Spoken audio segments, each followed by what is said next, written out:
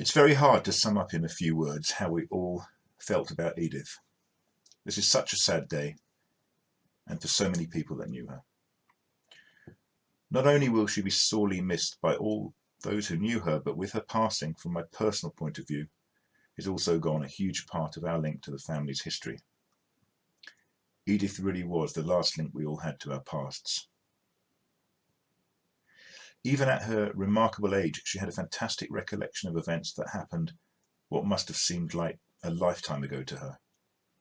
Memories from 70 or even 80 years ago were crystal clear. She was a remarkable woman with a remarkable mind and an incredible memory. She had a razor-sharp brain and was clearly able to converse with people across a wide range of subjects. In fact, I learned only quite recently that she actually spoke some French, and she'd also started to learn Hebrew. Quite remarkable at that age. Edith was the sister of my late father, Ernest, an aunt to myself and my siblings, Mark and Erica. She was a part of our lives growing up, along with her husband, Ken, who sadly passed away some time ago. Although we didn't see each other so often, she was ever present in many ways. I understand that Edith had recently completed a book about her life story, and fortuitously she completed this before she became ill. This would have been a remarkable feat for someone of her age, but more so because of the physical limitations that she had, notably her failing eyesight that she suffered with for so many years, and which would have been a source of huge frustration to her. I'm so grateful to her for having done this. On so many occasions we've relied on Edith to fill in parts of the family history that eluded us.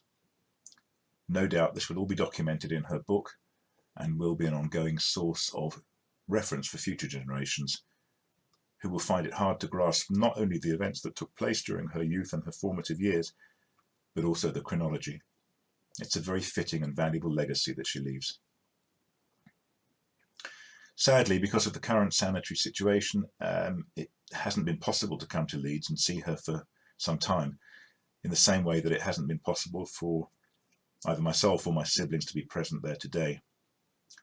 It was entirely in her nature that Edith was keen to prevent people from travelling to see her during these past months on account of this, and the last thing she would have wanted was that people travelled and took risks and then potentially becoming sick themselves.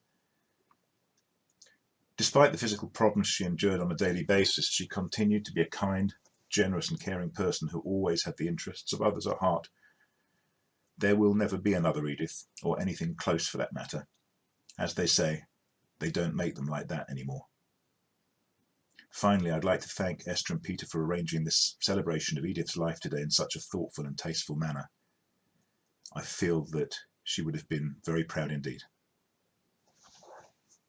Thank you. I knew Edith Wyatt for 25 years, probably one of the first people that I really got to know in Leeds. I can't even remember how I met her first, but she certainly was a very significant part of my life in Leeds. Regularly used to go and see her on Wednesdays and go out for lunch and visit various people with her. But one of my abiding memories of her is every time I did meet her, she wanted me to tell her a joke.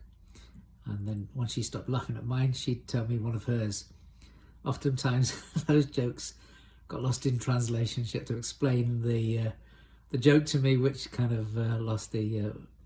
it was just funnier that way that I never really got many of her jokes. I think it must have come from German into English. And that was Edith. She escaped Nazi Germany because she was Jewish. And then when she arrived in the UK, she was put in an internment camp because she was Jewish. And it was a tremendous irony, and yet she lived with some things in her life that people might have thought were a strain and a contradiction. She was both Jewish as well as a follower of Jesus, a Jewish Christian or a Messianic Jew, and she lived with those two things in harmony. They were the things that defined her as a person, those two elements of life, neither of which she was ashamed of. Both of them were in complete harmony as far as she was concerned. And it was a real honour and a privilege to know her as as a friend over all of these years. I know that she'd lived a great deal of life before I'd met her, and she'll be sorely, sorely missed. So my love and condolences and prayers to Esther and Peter as they live life now without their mother, who brought so much joy and laughter to my life. Bless you both. I'm really sorry. Thank you. Bye-bye.